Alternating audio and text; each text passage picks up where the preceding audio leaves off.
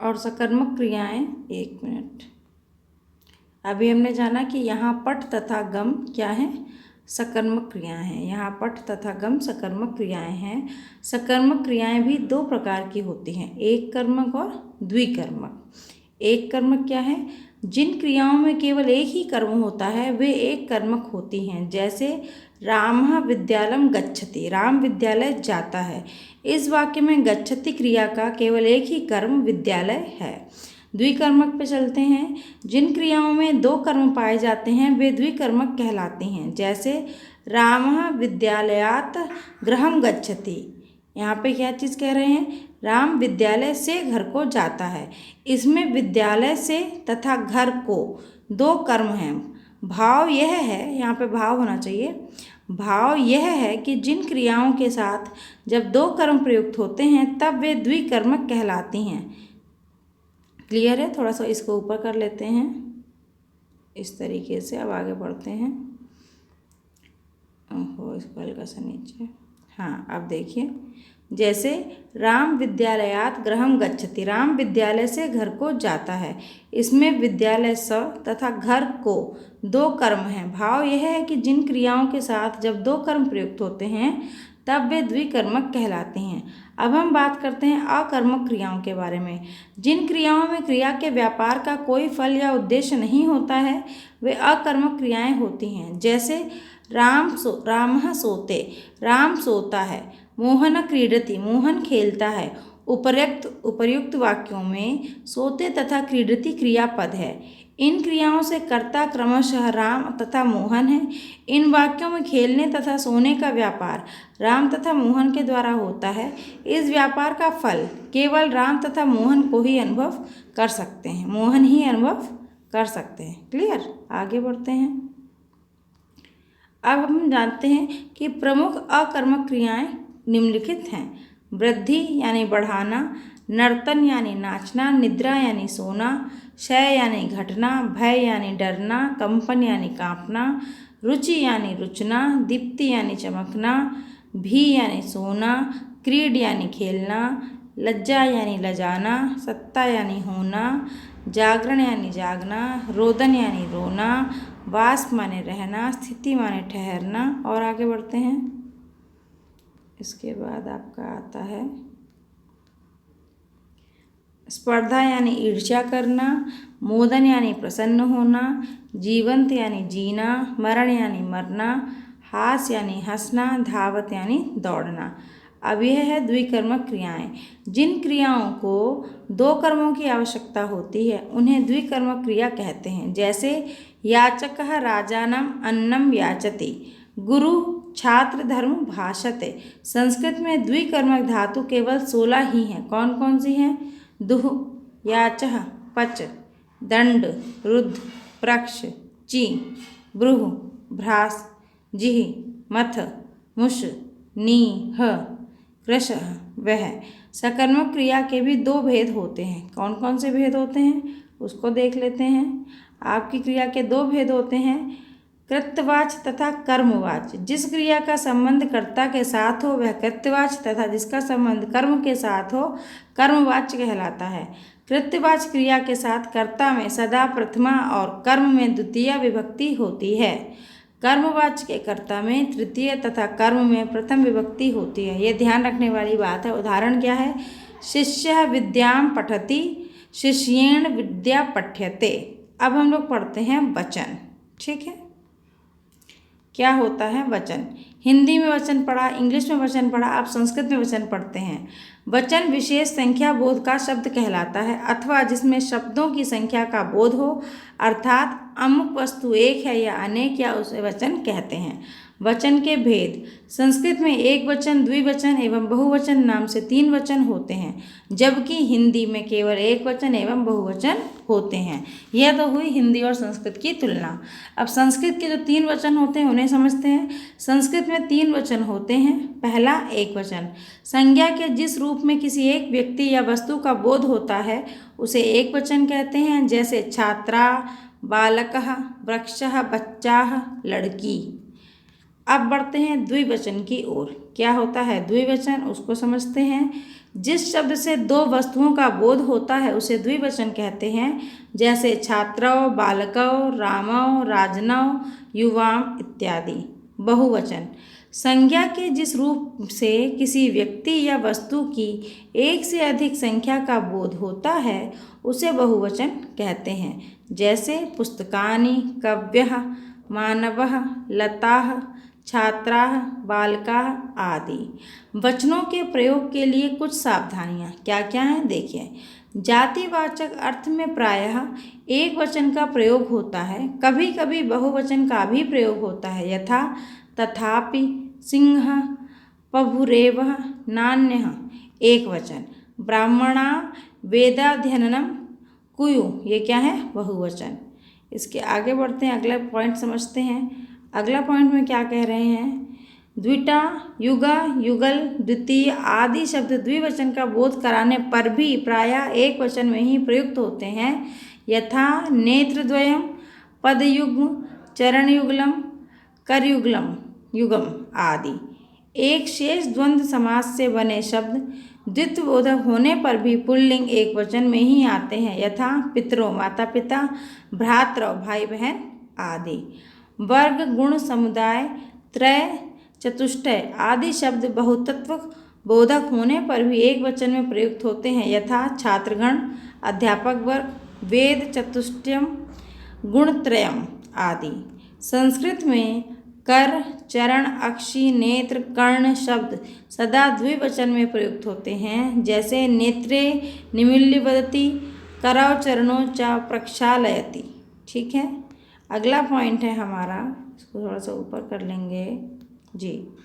अगला पॉइंट है, संस्कृत में द्वि और उमो शब्द भी द्विवचनांत ही होते हैं और अपने विशेष में लिंग वचन के अनुसार ही प्रयुक्त होते हैं, यथा द्वे नेत्रे, द्वौ नरौ, उभो राम कृष्णो। संस्कृत में दंपत्ति यानी पति पत्नी शब्द पुल्लिंग द्विवचन में ही आता है। दारा यानी स्त्री, अक्षत यानी चावल, असु यानी प्राण ये शब्द संस्कृत भाषा में नित्य पुल्लिंग बहुवचन में प्रयुक्त होते हैं। सिकता मतलब बालू, आप मतलब जल, वर्षा एवं अप्सरस आदि नित्य बहुवचनांत शब्द हैं।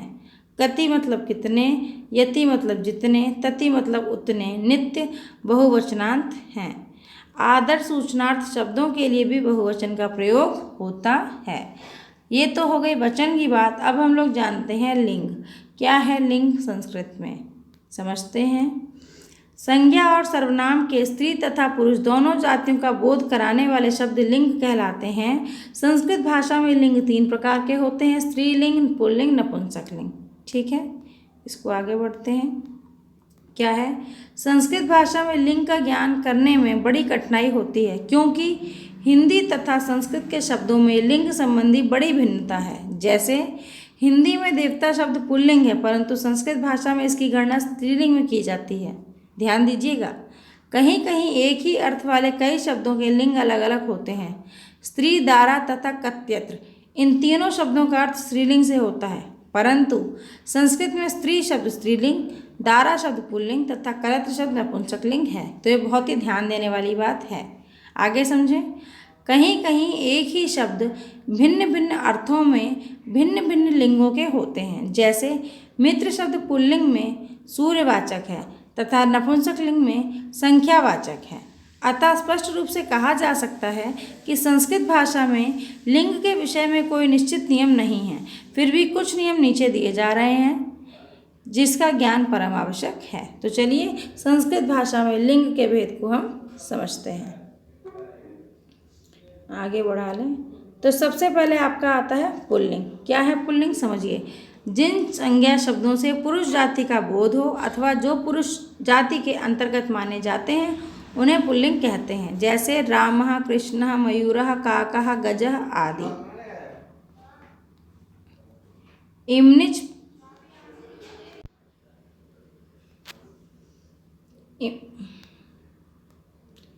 इमनिच प्रत्यय वाले शब्द पुल्लिंग होते हैं, जैसे गरिमा, महिमा, लघिमा, लधिमा आदि। धन्य प्रत्यय वाले शब्द पुल्लिंग होते हैं, जैसे प्रणामः, शोकः, विहारः आदि। अन प्रत्यय वाले शब्द पुल्लिंग होते हैं, जैसे राजन, पठन, शर्मन आदि। घ तथा की प्रत्यय वाले शब्द पुल्लिंग होते हैं, जैसे विधि, निधि। दिन तथा अहन नपुंसकलिंग शब्दों को छोड़कर शेष समयवाची शब्द पुल्लिंग होते हैं, जैसे वर्ष, भाष, पक्ष, दिवस, कालः, समय आदि। जल तथा स्थल के भागों के नाम पुल्लिंग होते हैं, जैसे समुद्रः, आकाशः, पातालः, सरोवरः, दीपः आदि। ठीक है, आगे बढ़ते हैं। इसके बाद आपका आता है, थोड़ा सा इसको नीचे करते हैं। फिर आपका आता है पर्वतों के नाम प्रायः पुल्लिंग में आते हैं, जैसे अद्रि, गिरि, शैल, हिमालय, कैलाश आदि। यज्ञवाचक शब्द पुल्लिंग होते हैं, जैसे मरव, ऋतुः, ऋतः, अध्वर आदि। देवता स्त्रीलिंग, देवतम नपुंसकलिंग तथा रक्षसा नपुंसकलिंग शब्दों को छोड़कर सुर तथा असुरवाची शब्द पुल्लिंग में आते हैं, जैसे अमर, सुर, विष्णु आदि। धातुओं के नाम पुल्लिंग होते हैं, जैसे स्वर्णः, रजतः आदि। रत्नों के नाम पुल्लिंग में आते हैं, जैसे माणिक्यः, हीरा आदि। आगे बढ़ते हैं। आगे है हमारा अनाजों के नाम पुल्लिंग में आते हैं, जैसे गोधूम, चणकः आदि। ग्रहों के नाम पुल्लिंग में आते हैं, जैसे भानु, शशि, बुध आदि।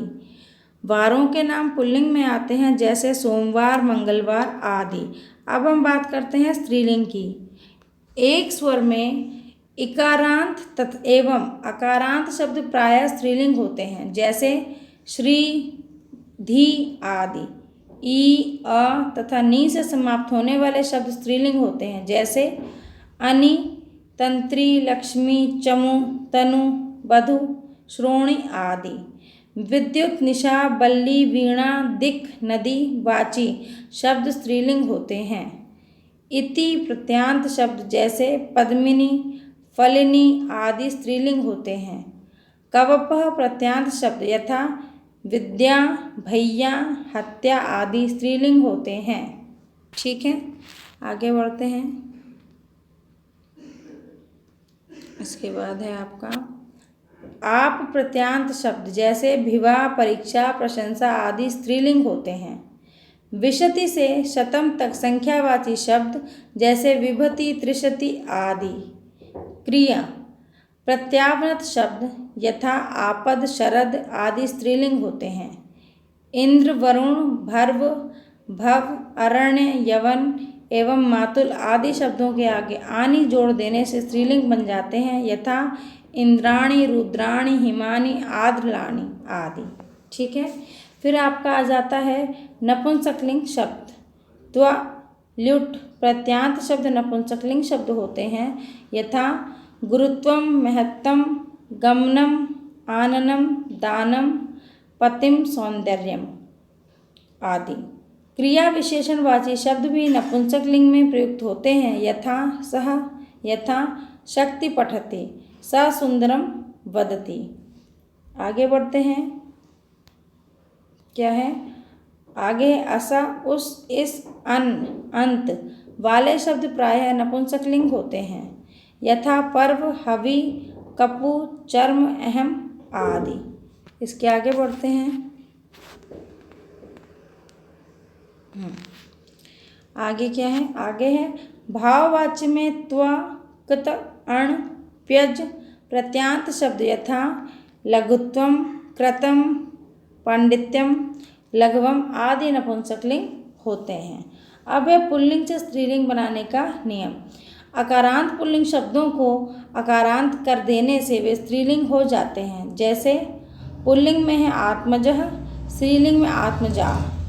फिर वृद्ध, वृद्धा, पंडितः, पंडिताः, सुत, सुताः, बाल, बालः, छात्र, छात्राः, प्रज्य, पूज्य, पूज्यः, शिष्य, शिष्याः। ठीक है, आगे बढ़ते हैं।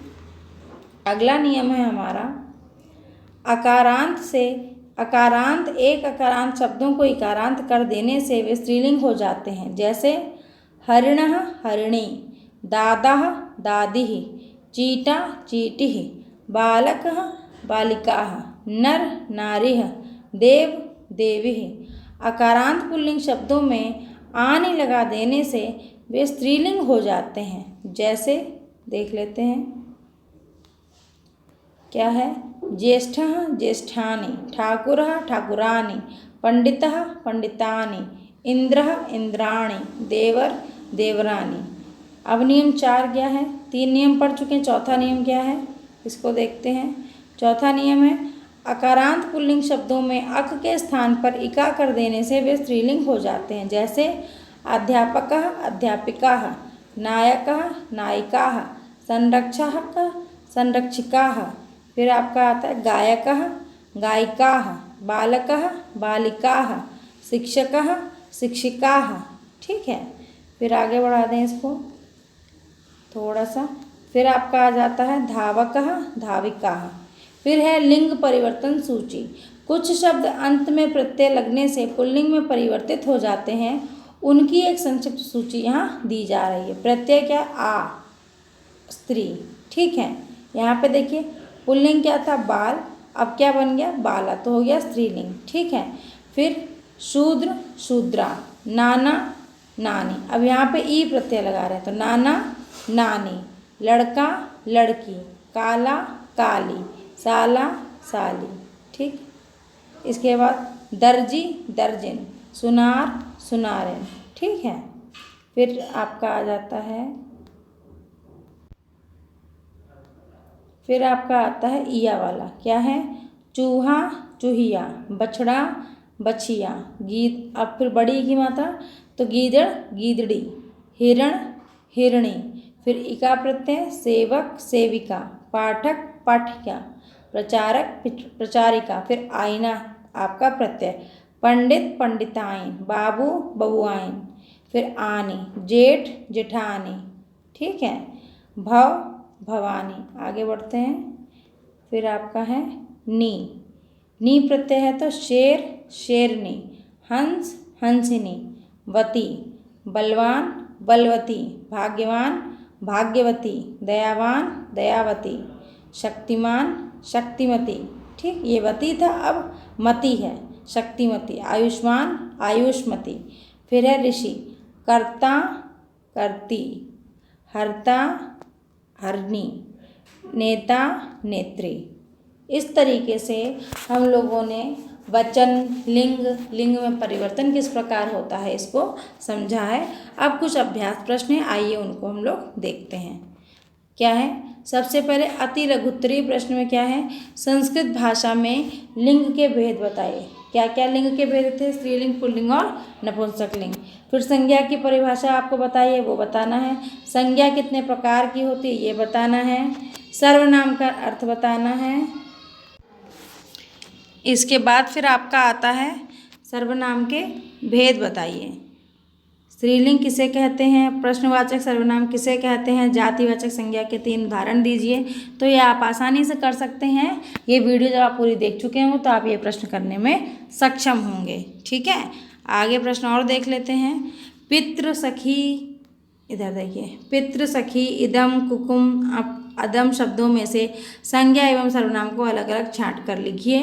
तो आप ये मुझे कमेंट के माध्यम से बताइएगा। ठीक है, फिर आपके लघु उत्तरीय प्रश्न में संज्ञा किसे कहते हैं? उदाहरण सहित समझाइए। सर्वनाम का अर्थ स्पष्ट करते हुए उदाहरण सहित स्पष्ट कीजिए। लिंग किसे कहते हैं? संस्कृत भाषा में इनके भेद बताइए। स्त्रीलिंग किसे कहते हैं? उदाहरण सहित समझाइए। वचन के अर्थ को स्पष्ट कीजिए तथा वचन के प्रयोग की स्थितियों को स्पष्ट कीजिए। सब कुछ आपको इस वीडियो में बताया गया है। अब आते हैं बहुविकल्पीय प्रश्न पे। संस्कृत में प्रायः स्त्रीलिंग शब्द होते हैं। क्या कहते हैं? एक स्वर वाले अकारांत, एक स्वर वाले इकारांत, ए एवं बी दोनों, इनमें से कोई नहीं। तो ए एवं बी दोनों आपके होते हैं क्या? संस्कृत में प्रायः स्त्रीलिंग शब्द। संस्कृत में प्रायः स्त्रीलिंग शब्द आपके अकारांत एवं इकारांत दोनों होते हैं। क्लियर है सभी को? इसके बाद अगला प्रश्न है हमारा। क्या है अगला प्रश्न? इनमें से, ये पहले का तो आंसर सी हुआ, फिर इनमें से कौन सा शब्द जातिवाचक संज्ञा नहीं है? देखिए, अश्व, भ्रातः, माता, यह तीनों जातिवाचक संज्ञा है। सिर्फ राम है जो जातिवाचक संज्ञा नहीं है। तो उत्तर आपका बी हो जाएगा। अगला है प्रश्न, संस्कृत में लिंग के भेद बताइए। पुल्लिंग, नपुंसकलिंग, स्त्रीलिंग, ये तीनों हैं तो उत्तर हो जाएगा ये सभी। फिर आगे बढ़ते हैं। अगला है स्त्रीलिंग शब्द है। स्त्रीलिंग शब्द है क्या है? बिल्ली, सुर, लघुत्वम, कोई नहीं। तो यहाँ पे आपका स्त्रीलिंग शब्द हो जाएगा बिल्ली। क्या हो जाएगा? बिल्ली। फिर है कारक कितने प्रकार के होते हैं? 7, 5, 4 और 9। तो आप सभी को हमने कारक पढ़ाया है कि कारक कितने प्रकार के होते हैं। आप सभी को याद ही होगा कि कारक हमारे 6 प्रकार के होते हैं। यहाँ पे 6 ऑप्शन नहीं दिया गया है, इसलिए हम 7 को चयनित कर रहे हैं। अदरवाइज कारक कितने प्रकार के होते हैं? 6 प्रकार के होते हैं। ठीक है, तो मुझे उम्मीद है आपको यह वीडियो पसंद आया होगा। यदि ये वीडियो पसंद आपको आता है तो वीडियो को लाइक शेयर करना ना भूलें। चैनल पे पहली बार आए हैं और इसी तरीके के वीडियोस देखना चाहते हैं तो इस चैनल को सब्सक्राइब करें। तो मिलते हैं एक नए वीडियो में नए टॉपिक के साथ। तब तक के लिए नमस्कार, धन्यवाद।